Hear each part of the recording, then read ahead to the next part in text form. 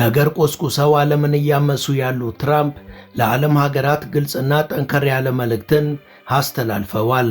ነዳጅ የለንም ብላችሁ አታልቅሱ፣ ወይ የራሳችሁን ነዳጅ አግኙ አሊያም ከኛ ግዙ በማለት አሜሪካ በነዳጅ የበለጸገች መሆኗን በኩራት ተናግረዋል።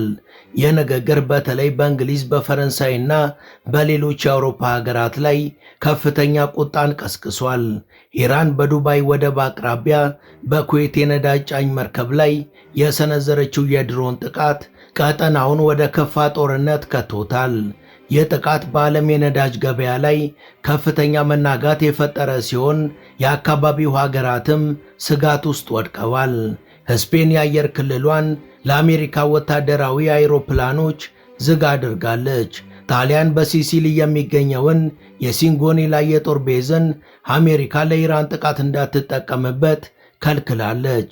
የፈረንሳዩ ፕሬዝዳንት ማክሮን በበኩላቸው የሆርሙዝ ወሽመጥን ለመክፈት በሚደረግ ማንኛውም ወታደራዊ እንቅስቃሴ ላይ ፈረንሳይ እንደማትሳተፍና የአቅርቦት አይሮፕላኖቿንም እንደማትሰጥ በይፋ አስታውቀዋል። ትራምፕ አጋር ይሆኑኛል ያሏቸው ተራ በተራ እየሸሹ ነው። ይህ በእንዲህ እንዳለ በደቡብ ሊባኖስ በእስራኤልና በሂዝቦላ መካከል የሚካሄደው ውጊያ ቀጥሏል። የእስራኤል መከላከያ ሚኒስቴር ካትስ ጦርነቱ ቢያበቃም የሊባኖስ ግዛቶችን ተቆጣጥረን እንቆያለን ማለታቸው እስራኤል የሊባኖስን ይዞታ ይዛ ለመቆየት ያላትን ዕቅድ ያረጋገጠ ሆኗል።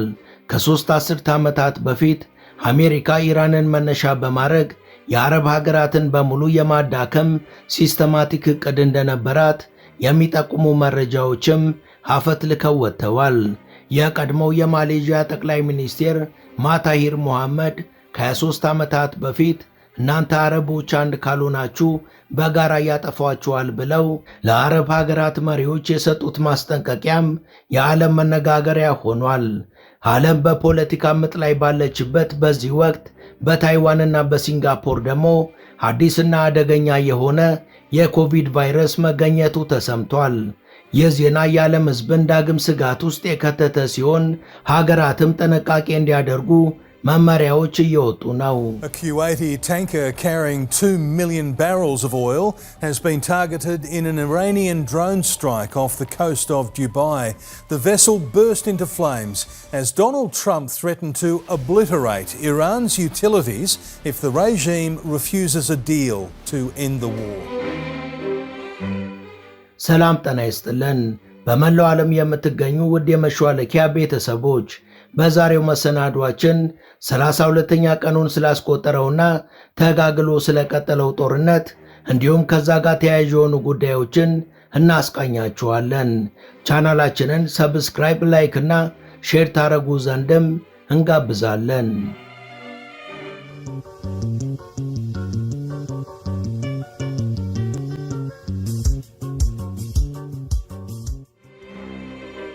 በደቡብ ሊባኖስ በእስራኤል ወታደሮችና በሂዝቦላ መካከል በተካሄደው ጦርነት ጥቂት የማይባሉ የእስራኤል ወታደሮች መገደላቸውን የእስራኤል ጦር አስታውቋል። የአሜሪካና የእስራኤል ጦር ኃይሎችም ኢራንን መደብደባቸውን ቀጥለዋል። በማዕከላዊ ኢስፋን ከፍተኛ ፍንዳታዎች ተከስተዋል። በቴሄራን የኤሌክትሪክ ማከፋፈያ ላይ በደረሰ ጉዳት ምክንያት የመብራት መቋረጥ ተከስቷል። በሌላ በኩል ትላንት ምሽት በማርካዚ ግዛት ማዕላት ከተማ ላይ በተፈጸመ ጥቃት ብዙ ሰዎች ተጎድተዋል። በማዕላት ከተማ ውስጥ የሚገኙ 3 የመኖሪያ ቤቶችም በቀጥታ በላውንቸር ጥይት ተመተው ከፍተኛ ውድመት ደርሷል። በሌላ በኩል ኢራን ወደ አሜሪካና እስራኤል መረጃ ልካቸዋል በሚል 2 ተከሳሾችን በቁጥጥር ስር አውላለች። በሰሜን ምዕራብ ኢራን የሚገኙ የጸጥታ ኃይሎች ለእስራኤልና ለአሜሪካ የወሳኝ ቦታዎችን መረጃ በመላክ የተከሰሱትን 2 ሰዎች በቁጥጥር ስር ማዋሉን ታሳኒም አስነብቧል። 2ቱ ግለሰቦች ደህንነታቸው የተጠበቁ ወሳኝ ቦታዎችን ከነዝርዝራቸው አሳልፈው ለሰጡበትም በክሪፕቶ ከረንሲ የገንዘብ ክፍያ ተፈጽሞላቸዋል። 2ቱ ግለሰቦች በምስራቅ አዘርባይጃን ግዛት ኦስኮ አካባቢ በቁጥጥር ስር ውለው ለፍርድ ቤት ተላልፈው መሰጠታቸውም ተገልጿል። በሌላ በኩል የእስራኤል ፖሊስ በጦርነቱ ሳቢያ የጸጥታ ስጋትን በመጥቀስ የሆሳዕና ቅዳሴን በኢየሩሳሌም ቅድስት መቃብር ቤተክርስቲያን ከትላንት በስቲያ እንዳይከበር አዟል።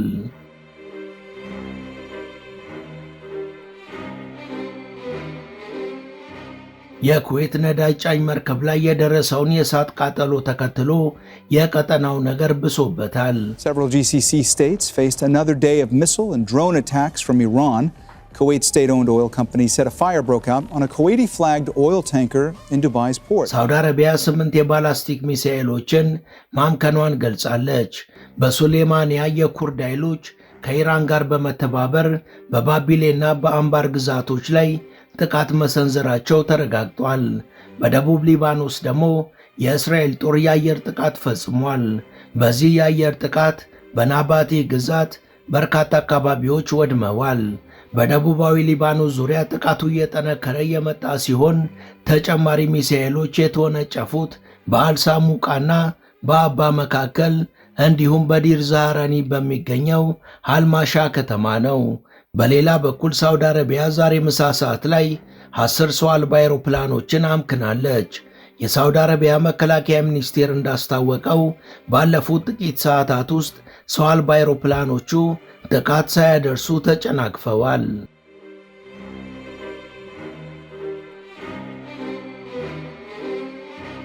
በአሜሪካና በእስራኤል ጥቃት ሳቢያ ከፍተኛ ጉዳት እየደረሰ ያለው በሲቪሉ ሕዝብ ላይ ነው ሲሉ የኢራን መንግስት ቃል አቀባይ ፋተሜ ሞጃሃሪን ከስፑትኒክ ጋር ባደረጉት ቆይታ ተናግረዋል። የተገደሉ ሴቶች ቁጥር ከ200 በላይ ሆኗል። እንዲሁም በወጣት ሴቶች ላይ የደረሰው ጉዳት ከዚህ ቁጥር በላይ አልፏል። ትክክለኛው ቁጥር መጥቀስ ባልችልም የተገደሉ ሴቶችና ወጣት ሴቶች ቁጥር ግን ከ200 በላይ መሆኑን ገልጸዋል። በሚና በተሰነዘረው ጥቃትም ቢያንስ 168 ሲቪሎች መገደላቸውን ያስታወሱት ቃል አቀባይዋ ይህ የሚያሳየው ህዝባችን በቀጥታ ኢላማ እየተደረገ መሆኑን ነው ብለዋል። و این نشان از این داره که به هر حال شهروندان ما هستند که مورد حمله قرار میگیرن اما از اونجایی که به هر حال ما موظفیم و እስካሁን ያሉት ነገሮችን እንደ ሚዲያ ካዩት የሀገራችን ንጹሃን ሰዎች በእጅጉ እየተቀጡ እንደሆነ ነው። ይህ ደግሞ ህገወጥ ነገር ነው። እያንዳንዱን ነገርም መዝግበን ይዘናል። ለሚመለከታቸው አካላትም መረጃዎችን በየቀኑ ያስተላልፍን ነው። ወደፊት ባጠፉት ልክ የዋጋቸውን ማግኘታቸው አይቀርም። የአሜሪካው መሪ ዶናልድ ትራምፕ የኢራንን ዘይት መውሰድ እንደሚፈልጉና የሀገሪቷን የዘይት ኤክስፖርት ማዕከል የሆነውን የከርግ ደሴትን መቆጣጠር እንደሚፈልጉ ኒውዮርክ ታይምስ አስነብቧል። በእውነቱ እኔ ማድረግ የምወደው የኢራን ዘይትን መውሰድ ነው። ነገር ግን በአሜሪካ ውስጥ ያሉ አንዳንድ ከንቱ ሰዎች ለምን እንዲህ ታደርጋለህ ይሉኛል። እውነቱ ግን እነሱ ሞኝ ስለሆኑ ነው በማለት ነበር ትራምፕ የተናገሩት። It's an option. I mean, I wouldn't talk about it, but it's an option. Is that something you've thought about? Well, in Venezuela, we've done very well working with Venezuela, certainly. And we've taken in billions and billions of dollars. የከርግ ደሴት ባለ ብዙ ሽፋን ያለው የአየር መከላከያ ኔትወርክ ሃውክ የተሰኘው ከምድር ወደ አየር የሚወነጨፍ ሚሳኤል ማዕከል ያለበትና ጸረ አውሮፕላን መድፍ እንዲሁም ተንቀሳቃሽ የአየር መከላከያ ሲስተም የተገነባበት ስፍራ ነው። በደሴቱ ላይ ያሉት ሁሉም የማረፊያ ዞኖች በጸረ ሰውና በጸረ ታንክ ፈንጂዎች የተሞሉ ናቸው። የኢራን የምድር ወታደሮችም ከመሬት ስር ደሴቱን በተጠንቀቅ እየጠበቁ ይገኛሉ። አሜሪካ ከቀናት በፊትም በደሴቱ ላይ ያደረሰችው ጥቃት ምንም ውጤታማ አልነበረም። የፈጸመቻቸው እነዚህ ጥቃቶችም በመከላከያ ሲስተሙ መክነው ነበር። በከርግ ደሴት ላይ የሚደረግ ማንኛውም የአሜሪካ ወረራ ወይም የየትኛውም ወራሪ ኃይል በቅርብ ርቀት ላይ ከሚገኘው የኢራን ዋና ምድር ለሚሰነዘሩ ሰው አልባ አውሮፕላኖችና ለሚሳኤል ጥቃቶች የተጋለጠ ነው። በዚህ ዙሪያ የተናገሩት የኢራን መንግስት ቃል አቀባይ ኢብራሂም ዞፋልጋሪ ትራምፕ የሆርሙዝ ሰርጥንና የከርግ ደሴትን የመቆጣጠር ቅዠታቸውን ቢተውት ይሻላቸዋል ብለዋል። این خطای راهبردی دشمنان آمریکایی و صهیونیستی ایران اسلامی آنها را تحقیر و در مسیر نابودی قرار داده است. አሜሪካና እስራኤል የፈጠሩት ስህተት ከፍተኛ ዋጋ ያስከፈላቸው ነው። ወደፊትም የባሰ ዋጋ መክፈላቸውን ይቀጥላሉ። የእነሱ ፕሮፓጋንዳ ምንም ዋጋ የለውም። ኢራን እንደዋዛ ተንበረከክልናለች ብሎ ማሰባቸው የዋህነት ነው። በተለይ በሆርሙዝ ሰርጥና በካርግ ደሴት ዙሪያ ምንም አይነት ድርድር እንደማናውቅ መረዳት አለባቸው። በሌላ በኩል የአሜሪካው ሲአይኤ የባሕረ ሰላጤው ሀገራት በውሃ ላይ ጥገኛ መሆናቸውን ያውቅ ነበር። እናም ከራሱ ጥቅም አንጻር ሀገራቱን ወደ ኢራን ጦርነት ገፋፍቷቸዋል የሚል አዲስ መረጃ ወጥቷል።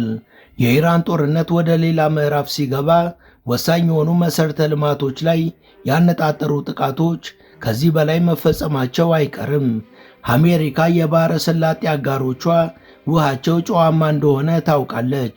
ይሄ ጨዋማ ውሃ ደግሞ ለምንም አገልግሎት ስለማይውል የውሃ ማጣሪያ ዴፖዎች ለአረብ ሀገራት የህልውና ጉዳይ ነው። ይህንን ደግሞ ሲአይኤ እንደ ግሪጎሮሳውያን የዘመን ቀመር በ1983 ክልሉን በሰለለበት ወቅት አረጋግጧል። እናም ኢራን ስትጠቃ እሷ መልሳ እነዚህን መሠረተ ልማቶች እንደምታወድም ይታወቃል። ስለዚህ ኢራንን በማጥቃት ብቻ የቀጠናው ሀገራትን በሙሉ አብሮ ማውደም ይቻላል። እናም ይሄ ጦርነት የተጀመረው በዚሁ ምክንያት እንደሆነም የሚወጡ መረጃዎች እያረጋገጡ ነው። በነገራችን ላይ የቀጠናው ሀገራት በተለይ ደግሞ ሳውዲና ባህሬን ንጹሕ ለማግኘት ብለው ነው መሬት ሲቆፍሩ ነዳጅ ያገኙት። በወቅቱም በጣም አዝነውና ተበሳጭተው ነበር። የሚገርመው ከ23 ዓመት በፊት በ2003 የወቅቱ የማሌዥያ ጠቅላይ ሚኒስቴር የነበሩት ማታሂር ሞሐመድ ይሄ እንደሚመጣ አውቀው በወቅቱ የነበሩትን የአረብ ሀገራት መሪዎችን ተባብራችሁ አንድ ሆናችሁ በአንድነት ጠንክራችሁ ተገኙ፣ አለበለዛ ከሁለት አስርት ዓመታት በኋላ ትንሿ እስራኤልና አሜሪካ አንድ ላይ ሲስተማቲክ በሆነ መንገድ ያወድሟቸዋል ብለው አስጠንቅቀው ነበር። So that persecuting them would appear to be wrong, so they may enjoy equal rights with others. With these they have now gained control. እነሱ ሌሎች ለነሱ ብለው እንዲዋጉና እንዲሞቱ ያደርጋሉ። በዚያም ብዙ ሀገራትን ይወራሉ። የሚፈልጉትን ጥቅምም ያገኛሉ። በአሁኑ ሰዓት እነሱን መቅጣትም ሆነ መውቀስ እንደ ስህተት እየተቆጠረ ነው። ስለዚህ እናንተ የአረብ ሀገራት አንድ ሆናችሁ ጠንካራ ክንድን ፍጠሩ፣ አለበለዚያ ሲስተማቲክ በሆነ መንገድ ያወድሟቸዋል። የየመን ሁቲዎች ወደ ውጊያው መግባታቸው በእስራኤልና አሜሪካ ጥምረት ላይ ብዙ ያልተፈለጉ አስገራሚ ነገሮችን ሊያስከትል ይችላል ብለው ምሁራኖች እየተናገሩ ነው። የፖለቲካ አዋቂው ሜንዲ እንደተናገሩት ሁቲዎች አሁን ጦርነቱን ቢቀላቀሉም ኢላማቸው ግን እስካሁን የተገደበ ነው። ኢራንም ከዚህ በላይ ልትገፋና ልታጠቃ የሚያስችላት አቅምን አዳብራለች። ኢራቃውያንም ኩዌትን ሊወስዱ እንደሚችሉ እየተነገሩ ያሉ ጭምጭምታዎች አሉ። ይሄ ደግሞ የእነ አሜሪካንን ፍዳ የሚያበዛው ይሆናል ብለዋል። ሁቲዎች ቀይ ባህርን ሊዘጉ ይችላሉ። የቀይ ባህር መዘጋት ደግሞ አሜሪካ ከሳውዲ አረቢያ የነዳጅ ዘይት ፋብሪካዎች በቀይ ባህር የምታስገባውን ዘይት ሙሉ በሙሉ እንዲቀንስ ያደርጋል። ሁቲዎች ከዚህ ባሻገር በህንድ ውቅያኖስ ውስጥ በሚገኙ የአሜሪካ ንብረቶች ላይም በቀላሉ ጥቃት ማድረስ ይችላሉ። እስካሁን የሁቲዎች የመሳሪያ አቅም የቱ ድረስ እንደሆነ አይታወቅም። ይህ ደግሞ ሌላኛው ፈተና ነው። ባለፈው ዓመት ልክ ኢራን እንዳደረገችው እነሱም አቅማቸውን በፍጥነት እያሳደጉ ነው ተብሎም ይጠበቃል። ይሄ ደግሞ ነገሮችን የበለጠ ያከብዳል ተብሏል። ውድ የመሿለኪያ ቤተሰቦች ይህን ዘገባ እዚህ ድረስ ከተከታተላችሁት ቻናሉ የበለጠ እንዲያድግ አንድ ጊዜ ሰብስክራይብ እንድታደርጉ አስታውሰን ተረካችንን እንቀጥል። በሌላ በኩል የኢራን የውጭ ጉዳይ ሚኒስቴር አባስ አራግቺ ከፈረንሳያቻቸው ዣን ኖኤል ባሮ ጋር የስልክ ውይይት አድርገዋል። በውይይታቸውም በአሜሪካና እስራኤል ጥምር ኃይሎች በኢራን ላይ እየተካሄደ ያለው ጦርነት እያስከተለ ስላለው የጸጥታና የኢኮኖሚ መዘዝ መክረዋል። የኢራኑ ታሳኒም እንዳስነበበው የውጭ ጉዳይ ሚኒስቴሩ ዣን ኖኤል ባሮ ፈረንሳይ በኢራን ላይ የሚካሄደውን ጦርነትና በሲቪል ኢላማዎች ላይ የሚሰነዘሩ ጥቃቶችን የምትቃወም መሆኑን በድጋሚ አረጋግጠዋል። ሚኒስቴር ዣን ኖኤል አክለውም በቀጠናው ያለው ሁኔታ መጋጋሉ እንዳሳሰባቸው ገልጸው ጦርነቱን ለማቆምና በቀጠናው መረጋጋትና ደህንነትን ለመመለስ የሚያስችል መፍትሄን ለማግኘት ፖለቲካዊና ዲፕሎማሲያዊ እንቅስቃሴዎችን ማጠንከር እንደሚያስፈልግ አሳስበዋል። ሁለቱ ሚኒስቴሮች በተጨማሪም በሁለቱ ሀገራት መካከል ያለው የዲፕሎማሲያዊ ግንኙነት መቀጠሉ አስፈላጊ መሆኑን የገለጹ ሲሆን በቆንጽላ ጉዳዮች ላይም ሐሳቦችን ተለዋውጠዋል።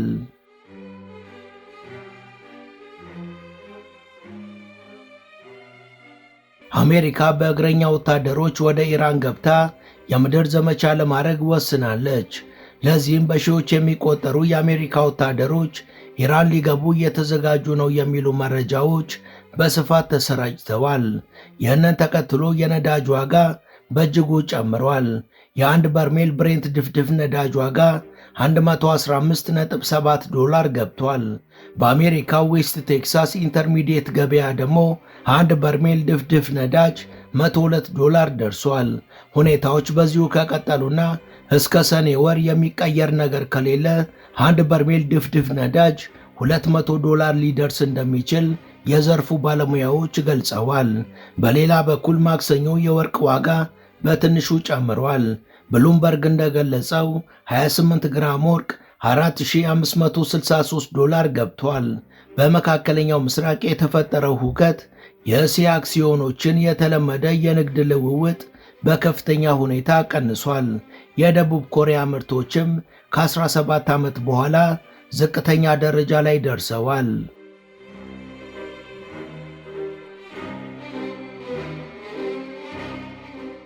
ይህ በእንዲህ እንዳለ ጸብ በደላላ የሆኑት የአሜሪካው መሪ ትራምፕ ገና ከወዲሁ ቀጣዩዋ ተረኛ ሀገር ኩባ ናት፣ አሁን ላይ ኩባ ፈራርሳለች፣ ኩባውያንም በፍርሃት ውስጥ ነው ያሉት ብለው ነበር የተናገሩት።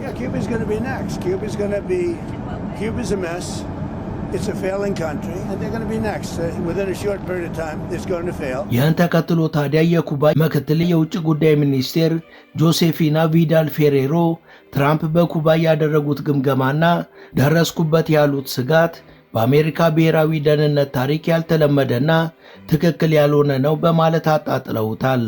ኩባ ለሌሎች ህዝቦችና ሀገራት ሀጋርነቷን ያሳየችና ሁልጊዜም የምታሳይ ሀገር ናት። በተቃራኒው አሜሪካ ግን በታሪኳ ለኩባ የማያቋርጥ ስጋት ነበረች። አሜሪካ ሁልጊዜ ኩባን የምትመለከተው ከገዥነት ፍላጎት አንጻር ነው። ከዚህ ባሻገር ዘወትር በኩባ ለመጠቀም ትሞክራለች።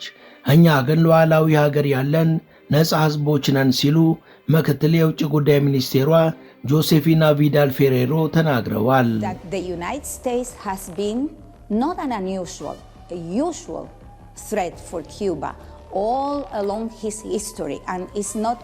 ሁላችሁም ኩባ ለየትኛውም ሰው ስጋት እንዳልሆነች ታውቃላችሁ። አሜሪካ ግን ዘወትር እኛን መግዛትና በቁጥጥር ስር ማድረግ ትፈልጋለች። በኩባ ታሪክም ይህ የአሜሪካ ድብቅ ፍላጎት ዘወትር የሚንጸባረቅ ነው። ከዚህ አንጻር ትራምፕ የደረሱበት ድምዳሜ ስህተት መሆኑን ማንም ያውቃል። ወደ ቻናላችን ቤተሰቦች ለዛሬ ያሰናዳንላችሁ ይህን ይመስል ነበር። እስከ ዝግጅታችን ፍጻሜ አብራችሁን ስለነበራችሁ ከልብ እናመሰግናለን። በቀጣይ ቢሰሩ የምትሏቸውን ርዕሰ ጉዳዮች ብትጠቁሙን ደስ ብሎን እንቀበላለን። ቻናላችንን ሰብስክራይብ ማድረግ፣ የደውል ምልክቱን መጫንና ላይክ ማድረግ አትዘንጉ እያልን ለዛሬ በዚሁ ተሰናበትን። መልካም ጊዜ።